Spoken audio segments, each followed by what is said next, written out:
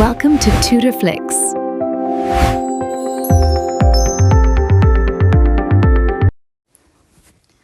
Hi teachers. இந்த video எதுக்குன்னு பார்த்தீங்கன்னா எனக்கு ரிப்பீட்டடாக இப்போ வரைக்குமே டைரக்ட் மெசேஜஸ் வரது என்ன அப்படின்னா நான் இப்போ தான் ugtrb ஃப்ரெஷ்ஷாக ஸ்டார்ட் பண்ணியிருக்கேன். எனக்கு எங்கே ஸ்டார்ட் பண்ணுறது எப்படி போகிறதுன்னு தெரியல. ஸோ எனக்கு ஒரு பிளான் பண்ணி கொடுங்க அப்படின்னு கேட்டிருந்தீங்க. அண்ட் தென் எனக்கு கன்சிஸ்டன்சி இல்லை, எக்ஸாம் தள்ளி போகும்னு சொன்னதுனால படிக்கிறதுக்கான அந்த மூடு வர மாட்டேங்குது, டைமே இருந்தால் கூட எனக்கு அந்த கன்சிஸ்டன்சி இல்லை, என்ன பண்ணுறதுன்னு தெரியலை அப்படின்ற மாதிரி நிறைய டிஎம்ஸ் வந்துச்சு. ஸோ அதை பற்றி தான் நம்ம இப்போ பார்க்க போகிறோம். ஆல்ரெடி இதை பற்றி எல்லாமே நம்ம சொல்லியிருக்கோம், இருந்தாலும் புதுசாக கேட்குறவங்களுக்காக சொல்கிறது தான். ஃபர்ஸ்ட் இனிஷியலாக நீங்கள் ugtrb ஸ்டார்ட் பண்ணுறதுக்கு முன்னாடி நீங்கள் பிகினராக இருந்தாலும் சரி, இல்லை ஆல்ரெடி ப்ரிப்ரேஷன் பண்ணவங்க, ஹவுஸ் ஒய்ஃப், ஒர்க்கிங் பர்சன்ஸ் யாராக இருந்தாலும் சரி, ஃபர்ஸ்ட் என்ன அப்படின்னா சிலபஸ் வந்து பிரிண்ட் எடுத்து வச்சுக்கோங்க. ஆர்எல்ஸ் உங்கள் கையில் எழுதினாலும் ஓகே. சிலபஸில் இனிஷியலாக நீங்கள் தெரிஞ்சுக்க போகிறது என்னென்ன யூனிட் படிக்க போகிறீங்க அப்படின்றத மட்டும் நீங்கள் தெரிஞ்சுக்கிட்டால் போதும். ஆல்ரெடி பிஜி ப்ரிப்பேர் பண்ணுறவங்களுக்கெல்லாம் வந்துட்டு அந்த சப்ஜெக்ட் நாலேஜ் இருக்கும். பட் லாங் கேப் இருக்கவங்க நீங்கள் சிலபஸ் எடுத்து டாபிக் படிக்கும்போது அது வந்து அவ்வளோ புரியும்னு சொல்ல முடியாது. எங்கேயோ படித்த மாதிரி இருக்குது அப்படின்றது மட்டும்தான் கிளிக் ஆகுமே தவிர அந்த கான்செப்ட் என்னங்கிறது கிளிக் ஆகாது. பட் அதனால் எந்த ஒரு இஷ்யூவும் கிடையாது, ஓகேவா? ஸோ ஃபர்ஸ்ட்டு என்னது, சிலபஸ் பிரிண்ட் எடுத்து வச்சுக்கோங்க. செகண்டரி என்ன அப்படின்னா புக்ஸை பொறுத்தளவுக்கு ஸ்கூல் புக்ஸ் படிக்கணுமான்னு கேட்டிங்க. ஸ்கூல் புக்ஸ் யாரெல்லாம் படிக்கணும் அப்படின்னா, எனக்கு லாங் கேப் ஆயிடுச்சு. இப்போ வந்து எனக்கு டிஃப்ரென்ஷியேஷன் இன்டகிரேஷன்னா என்னங்கிறதே மறந்துடுச்சு. எப்படி டிஃப்ரென்ஷியேட் பண்ணணும், இன்டகிரேஷன் ஃபார்முலா என்ன, அது எதுவுமே எனக்கு சுத்தமாக ஞாபகம் இல்லை. நம்ம இப்போ யூனிட் 2 கிளாஸ் போகும்போது எனக்கு எதுவுமே பேசிக் தெரியலை. அந்த ரேஞ்சில் இருக்கவங்க வந்துட்டு ஸ்கூல் புக்கில் 11th standard and 12th standard, ஓகேவா? இந்த ரெண்டு மட்டும் நீங்கள் படிங்க, ஓகே? அல்ஜிப்ரா ரிலேட்டடாகவும் இருக்கும், ரியல் அனாலிசிஸ் ரிலேட்டடாக 11th ஸ்டாண்டர்டில் பார்த்தீங்கன்னா சீக்வன்ஸ் அண்ட் சீரியல்ஸ் இருக்கும். அந்த மாதிரி இன்டெக்ரல் அண்ட் டிஃபரன்ஷியல் கால்குலஸ் எல்லாம் நல்லாவே பேசிக்ஸ் இருக்கும் 11th 12th புக்கில். ஏன் அப்படி புக் பார்க்க சொல்கிறேன் அப்படின்னா, நீங்கள் இப்போயும் டைரெக்டாக ஃபார்முலா பார்க்கலாம், பட் ஸ்கூல் புக்ஸில் உங்களுக்கு எக்ஸாம்பிள்ஸ் எல்லாம் வந்து ஈஸியாக அண்டர்ஸ்டாண்டிங்காக இருக்கும், சொல்யூஷன்ஸ் இருக்கும். ஸோ அதை முடிச்சுட்டு நீங்கள் இந்த சிலபஸ் ஸ்டார்ட் பண்ணும்போது படிக்கிறதுக்கு இன்னுமே கொஞ்சம் ஈஸியாக அண்ட் பெட்டராக இருக்கும்.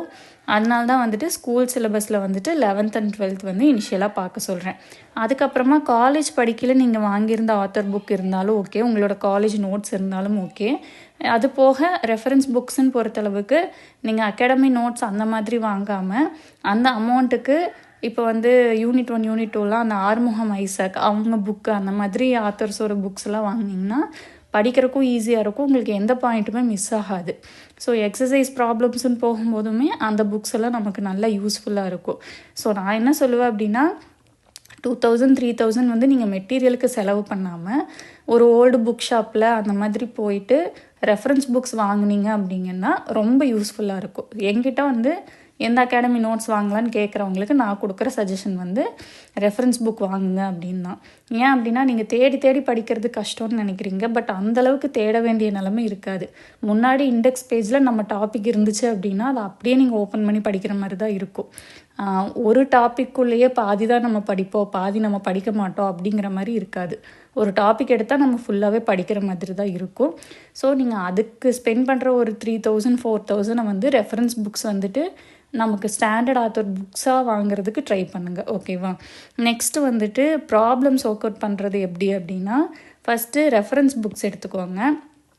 ரெஃபரன்ஸ் புக்ஸில் ஒவ்வொரு டாபிக் முடிஞ்சதுக்கப்புறமும் எக்ஸசைசஸ் இருக்கும் இல்லையா, அதுலேயே எக்ஸாம்பிள்ஸ் எக்ஸசைசஸ் எல்லாம் இருக்கும்.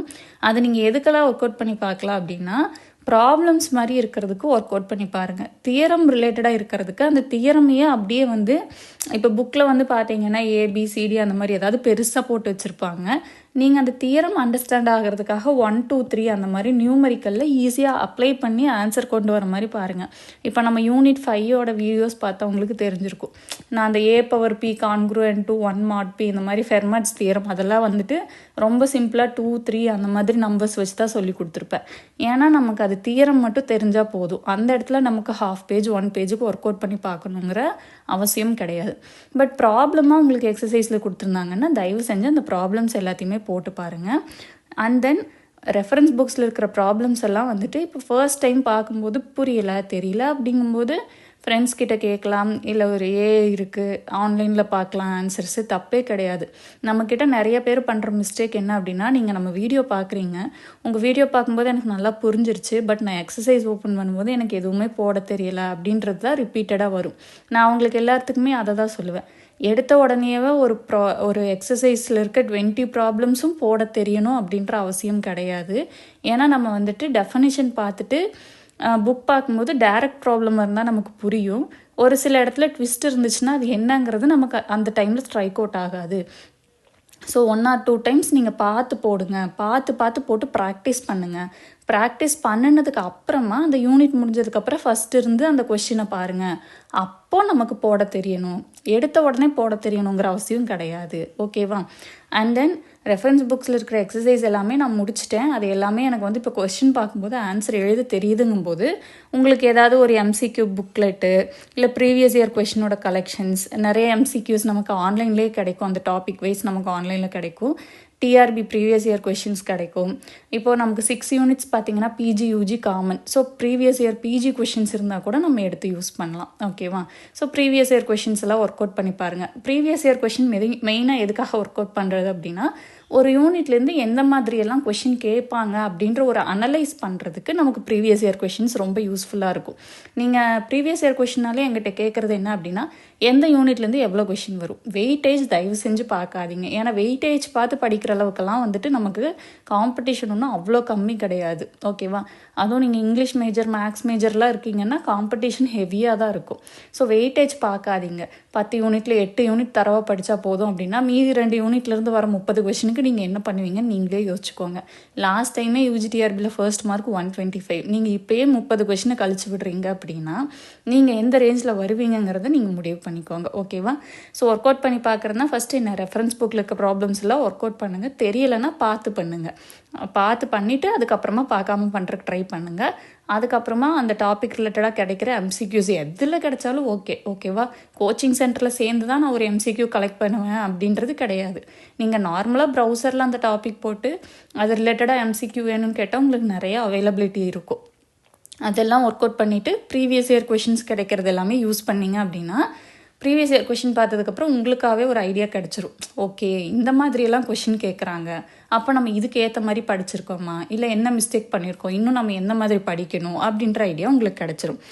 இது முடிச்சதுக்கப்புறமா டெஸ்ட்டு பொறுத்த அளவுக்கு நான் எப்படி சொல்லுவேன் அப்படின்னா, ஃபர்ஸ்ட் வந்து டாபிக் வைஸ் டெஸ்ட் எழுதுங்க. ஓகேவா? இப்போ ஒரு யூனிட்டில் வந்து இப்போ ஃபர்ஸ்ட் யூனிட்னா தியரி ஆஃப் ஈக்குவேஷன் நம்ம ஒரு டாப்பிக்காக பிரிக்கலாம். அதுக்கப்புறமா மேட்ரிக்ஸை வந்து ஒரு டாப்பிக்காக பிரிக்கலாம். அதுக்கப்புறமா வந்து இப்போ ட்ரிக்னாமெட்ரி அது தனி டாப்பிக்காக பிரிப்போம். அந்த மாதிரி டாபிக் வைஸ் ஃபஸ்ட்டு டெஸ்ட் எழுதி பார்த்துட்டு அதுக்கப்புறமா யூனிட் வைஸ் டெஸ்ட் எழுதி பாருங்கள். ஒரு யூனிட் முடிஞ்சிருச்சு அப்படின்னா அதுக்கு அடுத்த யூனிட் முடிக்கும்போது 2 யூனிட்டுக்கும் சேர்ந்த மாதிரி ஒரு டெஸ்ட் எழுதி பாருங்கள். ஓகேவா? அதுக்கப்புறமா 5 யூனிட்ஸாக எழுதுங்க. அதுக்கப்புறமா ஃபுல் யூனிட் டெஸ்ட்டு நிறைய எழுதி பாருங்கள். ஓகேவா? எப்பயுமே நீங்கள் வந்துட்டு என்ன பண்ணுவீங்க அப்படின்னா, எக்ஸாம் வரைக்குமே ஒவ்வொரு யூனிட்டுக்கும் தனித்தனியாக டெஸ்ட் எழுதுவீங்க. அப்படி எழுதுனா என்ன பண்ணுவீங்கன்னா, இப்போ இன்றைக்கி யூனிட் 1 எழுதுகிறோம் அப்படின்னா ஒரு 2 டேஸ்க்கு நீங்கள் யூனிட் 1 மட்டும்தான் ப்ரிப்பேர் பண்ணுவீங்க. அது வந்துட்டு நம்ம பண்ணுற பெரிய மிஸ்டேக்.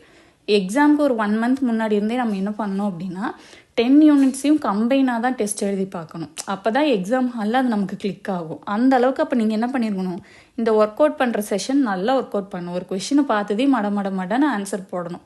ஒரு 2 மினிட்ஸ்க்குள்ளே அதுக்கான சொல்யூஷன் போடுற அளவுக்கு ஸ்பீடு வரணும் அப்படின்னா ரெஃபரன்ஸ் புக்கில் 20 கொஷின் இருக்குதுன்னா 20ஐயும் ஒர்க் அவுட் பண்ணி பார்க்கணும். அப்போ தான் நமக்கு என்ன வரும்னா ஸ்பீடு வரும். அந்த அளவுக்கு நமக்கு டைம் இருக்கான்னு கேட்டால் டைம் கொஞ்சம் நம்ம ஒதுக்கி தான் ஆகணும். ஹவுஸ் ஒய்ஃபாக இருக்கவங்களுக்கெல்லாம் ரொம்ப கஷ்டம், ஒர்க் போகிறவங்களுக்கும் ரொம்ப கஷ்டம். ஸோ இருக்கிற டைமை நீங்கள் டெய்லியுமே பிரிச்சுக்கணும். எனக்கு 3 மணி நேரம் எனக்கு படிக்கிறதுக்கு டைம் இருக்குன்னா 1 மணி நேரம் நான் புதுசாக ஒரு கான்செப்ட் படிப்பேன், 1 மணி நேரம் அதுக்கான ப்ராப்ளம்ஸ் ஒர்க் அவுட் பண்ணுவேன், ஒரு 30 minutes previous year question MCQ solve பண்ணுவேன், ஒரு 30 மினிட்ஸ் நான் வந்துட்டு ரிவிஷனுக்கு கொடுப்பேன். இப்படி தான் நீங்கள் அந்த 3 ஹார்ஸை செப்பரேட்டாக நீங்கள் பிரிச்சுக்கணும். ஏன்னா எங்கிட்ட நிறைய பேர் கேட்குறது அப்படிதான், எப்படி மேனேஜ் பண்ணுறீங்க, குழந்தைய வச்சுட்டு ஹவுஸ் ஒய்ஃபாக ஒர்க் பண்ணிவிட்டு எப்படி மேனேஜ் பண்ணுறீங்கன்னா, நான் இந்த ரூலை தான் ஃபாலோ பண்ணுறேன். நான் ஒரு நாளைக்கு 3 மணி நேரம் கிடச்சிருந்தா 3 மணி நேரமும் படிச்சுட்டே எல்லாம் இருக்க மாட்டேன். 1 மணி நேரம் படிப்பேன், 1 மணி நேரம் ஒர்க் அவுட் பண்ணி பார்ப்பேன், ரிவிஷன் பண்ணுவேன், டெஸ்ட் எழுதி பார்ப்பேன். ஸோ இப்படி பார்க்கும்போது எனக்கு என்ன அப்படின்னா, நான் ஒரு நாளைக்கு ஒரு டாபிக் படித்தாலும் அந்த டாப்பிக்கை நான் கிளியர் ஆகிடுவேன். ஓகேவா? திருப்பி அதை எடுத்து பார்த்தா தான் ஞாபகம் வருங்கிற அவசியம் இல்லாத அளவுக்கு நான் அந்த டாப்பிக்கை கிளியர் ஆயிடுவேன். ஸோ படிக்கிறத கிளியராக படிச்சுட்டு நெக்ஸ்ட் டாபிக் மூவ் ஆகலாம். ஓகேவா? நெக்ஸ்ட் ரிவிஷனுங்கிறது எப்படி அப்படின்னா, நான் என்னோடய மெத்தட் என்ன அப்படின்னா இதுதான். நான் என்ன அப்படின்னா டெய்லி வீக்லி அப்படி தான். நான் எப்படின்னா இப்போ வந்துட்டு இன்றைக்கி படிக்க ஸ்டார்ட் பண்ணுறேன் அப்படின்னா நேற்று என்ன படித்தேங்கிறத ஒரு ரிவிஷன் பண்ணிடுவேன். ஓகேவா? நேற்று மீன்ஸ் இப்போ நான் 5th யூனிட் ஸ்டார்ட் பண்ணியிருக்கேன். ஸோ இன்றைக்கி நான் வந்துட்டு 8th கிளாஸுக்கு நான் ப்ரிப்பேர் பண்ணுறேன் அப்படின்னா அந்த ஃபர்ஸ்ட்டு 7 கிளாஸில் என்ன படிச்சிருக்கேங்கிறத ஒரு கோ த்ரூ பண்ணிடுவேன். பண்ணிவிட்டு தான் நெக்ஸ்ட்டு நான் புதுசாகவே படிக்க ஸ்டார்ட் பண்ணுவேன். அதுக்கப்புறமா வீக்லி ஒன்ஸ் சண்டே வந்துட்டு நான் மேக்ஸிமம் வீடியோ போட மாட்டேன். ஏன் அப்படின்னா எனக்கு சண்டே வந்து ஒரு ஃபேமிலி டைம் ஸ்பெண்ட் பண்ணுற டைமுக்கும் அந்த வீக்கில் நான் என்னெல்லாம் படித்தேன் அப்படிங்கிறத ஒரு ரிவிஷன் பண்ணுறோம். அப்படி ரிவிஷன் பண்ணும்போது எனக்கு ரொம்ப ஈஸியாக இருக்கும். ஏன்னா நான் ஆல்ரெடி டெய்லியுமே வந்துட்டு முன்னாடி நாள் படித்தது வரைக்கும் ரிவிஷன் பண்ணிடுவேன். ஸோ வீக்லி ஒன்ஸ் அந்த வீக்கில் படித்தது ரிவிஷன் பண்ணுறதுக்கு எனக்கு மேக்ஸிமம் 30 மினிட்ஸ் தான் எடுக்கும், அதுக்கு மேலே எடுக்காது. ஸோ நான் அந்த ரிவிஷன் மெத்தட் தான் நான் ஃபாலோ பண்ணுறேன். அதே மாதிரி மந்த்லி ஒன்ஸ் ஒரு யூனிட் முடிச்சிட்டேன் அப்படின்னா அந்த யூனிட்டை வந்து ரிவிஷன் பண்ணி டெஸ்ட் எழுதி பார்ப்பேன். ஓகேவா? அப்படி இல்லாதவங்களுக்கு வந்து இந்த சயின்டிஃபிக் மெத்தடுன்னு சொல்லுவாங்க, 147 மெத்தட்னு சொல்லுவாங்க.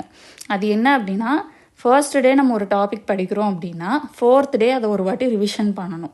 7th டே அதில் உள்ள இம்பார்ட்டன்ட் கான்செப்டை மட்டும் ரிவிஷன் பண்ணணும். நெக்ஸ்ட்டு 21st டே அதை ரிவிஷன் பண்ணணும். இப்படி ஒரு டாப்பிக்கை ஃபர்ஸ்ட் டே, 4th டே, 7th டே, 21st டே இப்படி 4 டேஸில் வந்துட்டு நம்ம ரிவிஷன் பண்ணிவிட்டா அது ரொம்ப நாளைக்கு மறக்காது அப்படின்னு சொல்லியிருக்காங்க. இது ப்ரூவன் மெத்தட்னு சொல்லியிருக்காங்க. எக்ஸாமுக்கு படித்த டிஎன்பிஎஸ்சி ஆஸ்பிரண்ட்ஸ் நிறைய பேர் இதை வந்து சொல்லியிருக்காங்க, அதாவது சக்ஸஸ் ஆனவங்க சொல்லியிருக்காங்க. ஓகேவா?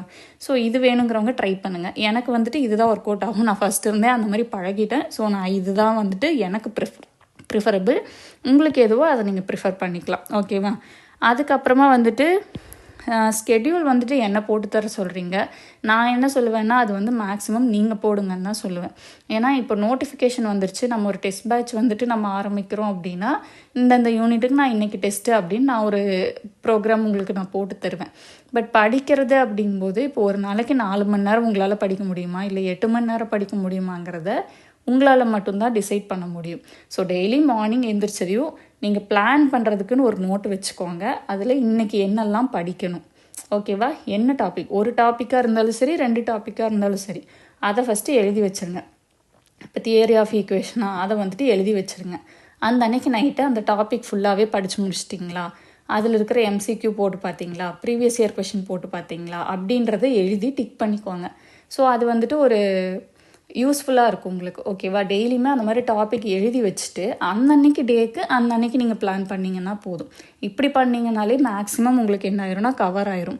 கன்சிஸ்டன்சி இல்லைன்னு சொல்கிறவங்ககிட்ட நான் என்ன சொல்கிறேன் அப்படின்னா டெய்லியும் 2 மணி நேரம் படிக்கிறேன் அப்படின்னா டெய்லியும் 2 மணி நேரம் படித்தாதான் கன்சிஸ்டன்சிங்கிறது கிடையாது. இப்போ நீங்கள் ரொம்ப நாளாக படிக்கல, புதுசாக ஸ்டார்ட் பண்ணியிருக்கீங்க அப்படின்னா இன்றைக்கி நான் படிக்க ஆரம்பித்தேன், இன்றைக்கி ஒரு 1/2 hour படித்தேன், நாளைக்கு என்னால் 10 minutes தான் படிக்க முடியுதுன்னா 10 minutes படித்தேன், நாளான்னைக்கு எனக்கு ஒரு 15 minutes தான் படிக்க முடியுதுன்னா 15 minutes படிப்பேன். டெய்லி படிக்கிறது, கண்டினியூஸாக படிக்கிறதே உங்களுக்கு ஒரு கன்சிஸ்டன்சி தான். ஓகேவா? டெய்லியும் 2 hours 3 hours படித்தாதான் கன்சிஸ்டன்சின்றது கிடையாது. ஸ்டார்டிங்கில் நமக்கு இந்த மாதிரி எல்லாம் வரும். ரொம்ப நாள் கழித்து படிக்கும்போது புரியாத மாதிரி இருக்கும். புரியாத டாபிக் பார்த்தும்போது நம்ம அவ்வளோதான், இது நம்மளால் கிளியர் பண்ண முடியாதுன்னு நம்மளே டிமோட்டிவேட் பண்ணுவோம், புக்கை மூடி வைப்போம், கடுப்பாகும், நிறையா நடக்கும். ஸோ வந்துட்டு ஒரு நாளைக்கு 5 minutes 10 minutes படித்தா கூட படிக்கிறதுக்குன்னு ஒரு டைம் ஸ்பெண்ட் பண்ணி புக் ஓப்பன் பண்ணுறீங்களா, அதுதான் கன்சிஸ்டன்சி. ஓகேவா? படிக்க படிக்க அது சரியாயிரும். போக போக நீங்களே உங்களுக்கு அந்த கான்செப்ட் புரிய அதுக்கான டைமை நீங்களே எக்ஸ்டெண்ட் பண்ணி கொண்டு போயிடுவீங்க. அதனால் அதை நினச்சி பயப்பட வேண்டாம். நெக்ஸ்ட்டு வந்து செல்ஃப் அசஸ்மெண்ட் எதுக்காக சொல்லுவேன் அப்படின்னா நீங்கள் டெஸ்ட்டு எழுதி பார்த்துட்டு செல்ஃப் அசஸ்மெண்ட்னா என்னென்னா ஒரு நோட்டு போடுங்க. ஓகேவா? நான் எகெயின் தியரி ஆஃப் ஈக்குவேஷனே வரேன். ஓகே, தியரி ஆஃப் ஈக்குவேஷனில் நான் இன்றைக்கி டெஸ்ட்டு எழுதி பார்க்குறேன். நான் எந்தெல்லாம் ரைட்டாக எழுதினேன், எதெல்லாம் தப்பாக எழுதுனது எந்த டாப்பிக்கில் வருது, எந்த டாப்பிக்கை நான் இன்னும் கொஞ்சம் கான்சன்ட்ரேட் பண்ணணும். அதுக்காக தான் இந்த செல்ஃப் அசஸ்மெண்ட். முன்னாடி இருந்த டெஸ்ட்டுக்கும் இப்போ இருந்த டெஸ்ட்டுக்கும் என்கிட்ட ஒரு இம்ப்ரூவ்மெண்ட் தெரியுதா, இதை வந்து நம்ம செல்ஃபாக போட்டு பார்த்தாலே நமக்கு வந்துட்டு மேக்ஸிமம் நம்ம ப்ராப்பரான வேலை நம்மளே போயிடுவோம். ஓகேவா? நெக்ஸ்ட்டு டைமர் எதுக்காக அப்படின்னா நிறைய பேர் படிக்க எனக்கு டிஸ்ட்ராக்ட் ஆகுதுன்னு சொல்கிறீங்களா, அவங்கெல்லாம் வந்துட்டு டைமர் வச்சு படித்து பாருங்கள். ஓகேவா? ஒரு டாபிக் எடுத்துக்கோங்க, எடுத்துகிட்டு டைமரில் வந்துட்டு ஒரு 30 minutes செட் பண்ணிக்கோங்க. இந்த 30 minutesல என்னால் அதுக்கு முடிகிற அளவுக்கு தான் நீங்கள் டாபிக் எடுக்கணும். பெரிய டாபிக் எடுத்துகிட்டு 30 minutesல முடிப்பேன்னு வந்துட்டு டைமர் வைக்கக்கூடாது. ஒரு சின்ன டாபிக் எடுக்கிறீங்க, அது 20 minutesல படிக்க முடியும் அப்படின்னா நீங்கள் ஒரு 25 minutes செட் பண்ணிக்கோங்க. அந்த 25 மினிட்ஸ்க்குள்ளே அந்த டாப்பிக்கை முடிக்கணும்னு படிச்சிங்க அப்படின்னாலே அந்த டைமரை பார்த்து நீங்கள் படிப்பீங்க. மேக்ஸிமம் டிஸ்ட்ராக்ட் ஆகாது. அதுக்கப்புறமா அந்த 25 மினிட்ஸ் முடிஞ்சதுக்கப்புறம் ஒரு 10 மினிட்ஸ் ஒரு பிரேக் எடுத்துகிட்டு அகெயின் டைமர் வச்சு ஸ்டார்ட் பண்ணுங்கள். அந்த மாதிரி யூனிட் வைஸ் டெஸ்ட் எல்லாம் எழுதும்போது வந்துட்டு டைமர் வச்சுக்கோங்க. நீங்கள் 150 கொஸ்டின் டெஸ்ட்டுக்கு எடுக்கிறீங்க அப்படின்னா 3 ஹார்ஸ் டைமரில் செட் பண்ணி அதுக்கப்புறம் அந்த டைமருக்கு எழுதி பழகிட்டிங்கன்னா எக்ஸாம் ஹாலில் டைம் மேனேஜ் பண்ணுறதுக்கு ரொம்ப யூஸ் ஆகும். ஸோ எக்ஸாம் ஹாலுக்கு போகிறதுக்கு முன்னாடி வரைக்கும் நீங்கள் ஒன்றுமே பண்ணல, வெறும் டைமர் எதுவுமே இல்லை, சும்மா ரஃப் பேப்பரில் டெஸ்ட் எழுதி பார்க்குறீங்கன்னா டைம் மேனேஜ் பண்ணுறது கஷ்டம். அது வந்து ஸ்டார்டிங்லேருந்தே பழகிக்கணும். அந்த டைமருக்கு ஏற்ற மாதிரி எழுதி பழகினீங்கன்னா தான் உங்களுக்கு அந்த ஸ்பீடு வரும். முடிஞ்ச அளவுக்கு டெஸ்ட்டெல்லாம் OMR ஷீட்டில் எழுதி பாருங்கள். அது இன்னுமே ரொம்ப பெஸ்ட்டு எக்ஸாம் ஹால் டைம் மேனேஜ்மெண்ட்டுக்கு. ஏன்னா நிறைய பேர்த்துக்கு மேக்ஸ் மேஜரை பொறுத்தளவுக்குலாம் வந்து டைம் பத்தாது ப்ராப்ளம்ஸ் எல்லாம் ஒர்க் அவுட் பண்ணி பார்க்குறக்கு. ஸோ இப்போ இருந்தே டைமர் அண்ட் OMR இந்த 2 மெத்தடையும் யூனிட் வைஸ் டெஸ்ட்டெல்லாம் எழுதுறதுக்கு ஃபாலோ பண்ணி பாருங்கள். கண்டிப்பாக டைம் மேனேஜ்மெண்ட் பண்ண முடியும். ஓகேவா? ஸோ இதுக்கு மேலேயும் எனக்கு தெரிஞ்சு எந்த டவுட்டும் இருக்காதுன்னு நான் நினைக்கிறேன். படிக்கிறது எப்படி படிக்கணும் அப்படின்னா, ஃபர்ஸ்ட் ஒரு டாபிக் எடுங்க. அந்த டாபிக் ரிலேட்டடாக உங்களுக்கு யூடியூப்பில் சோர்ஸஸ் எல்லாம் இருக்கும், ஃப்ரீ கிளாஸஸ் இருக்கும், காலேஜ் ரிலேட்டடான கிளாஸஸ் எல்லாம் இருக்கும். ஸோ தியரி ஆஃப் ஈக்குவேஷன்னா என்னங்கிறத ஃபஸ்ட்டு யூடியூப்பில் பாருங்கள். பார்த்துட்டு அதுக்கப்புறமா சரி இப்போ ரூட்ஸ் கண்டுபிடிக்கிறதுனா என்னங்கிறத ஒரு வீடியோ பாருங்கள். ரெஃபரன்ஸ் புக் எடுங்க. அது ரிலேட்டடாக என்னென்ன ப்ராப்ளம் இருக்குதுங்கிறத அப்பயே போட்டு பாருங்கள்.